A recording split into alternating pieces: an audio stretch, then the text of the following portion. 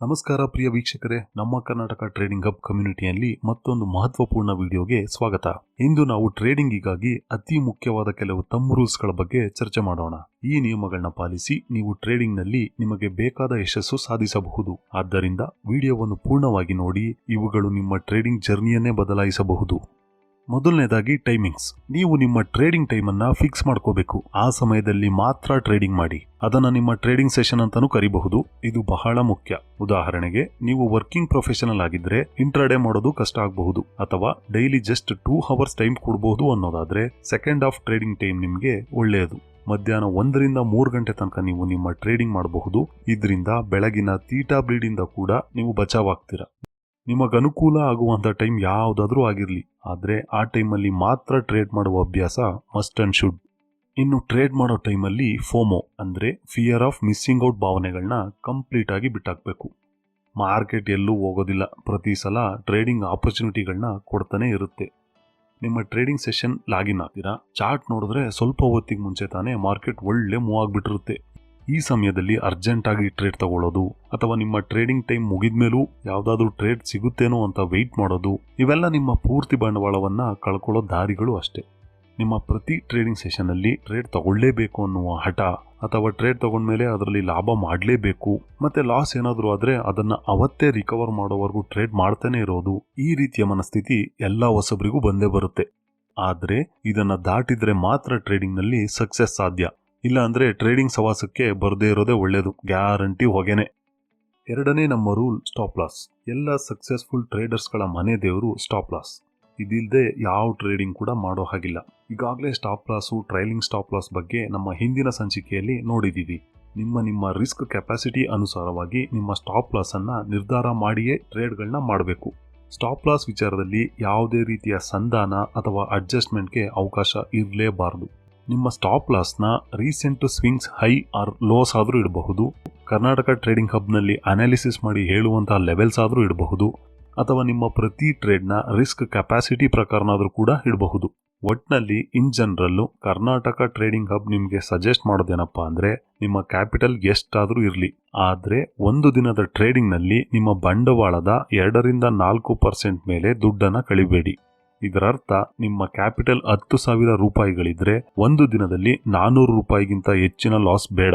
ಆ ದಿನ ಟ್ರೇಡಿಂಗ್ ಬಂದ್ ಮಾಡಿ, ಹೆಚ್ಚು ಕಲಿಯೋದನ್ನ ನೋಡಿ. ನೆಕ್ಸ್ಟ್, ಮೂರನೆಯ ರೂಲ್, ಸ್ಟ್ರೈಕ್ ಪ್ರೈಸ್ ಮತ್ತು ಲಾಟ್ ಸೈಜ್.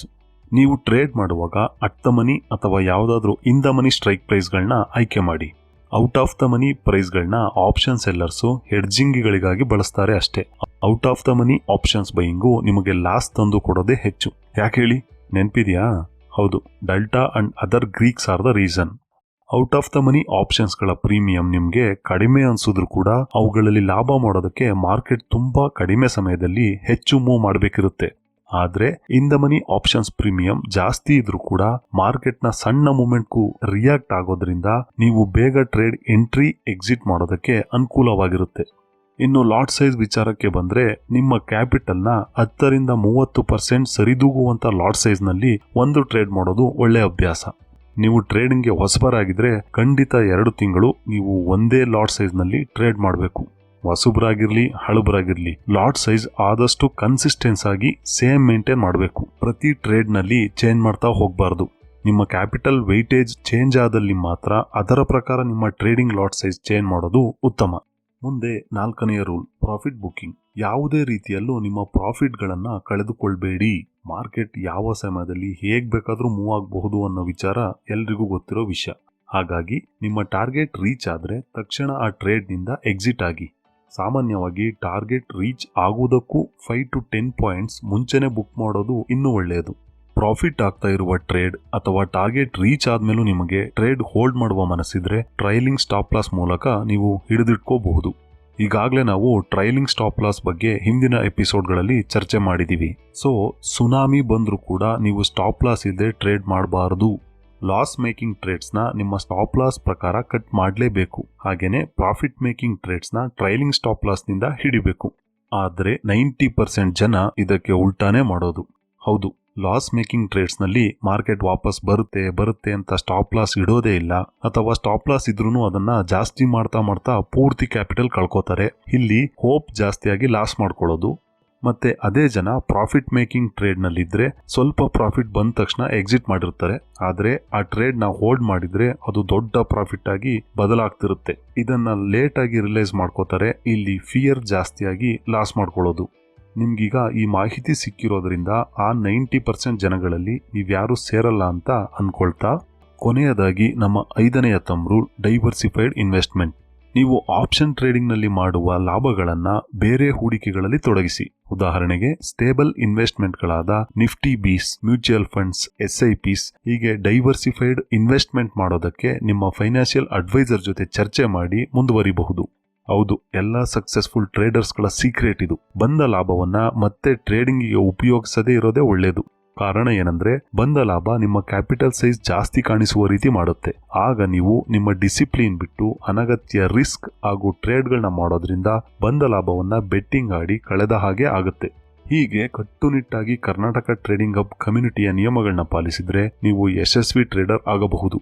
ಇದು ಬಹುಶಃ ನಿಮ್ಮ ಟ್ರೇಡಿಂಗ್ ಭವಿಷ್ಯವನ್ನೇ ಬದಲಾಯಿಸಬಹುದು.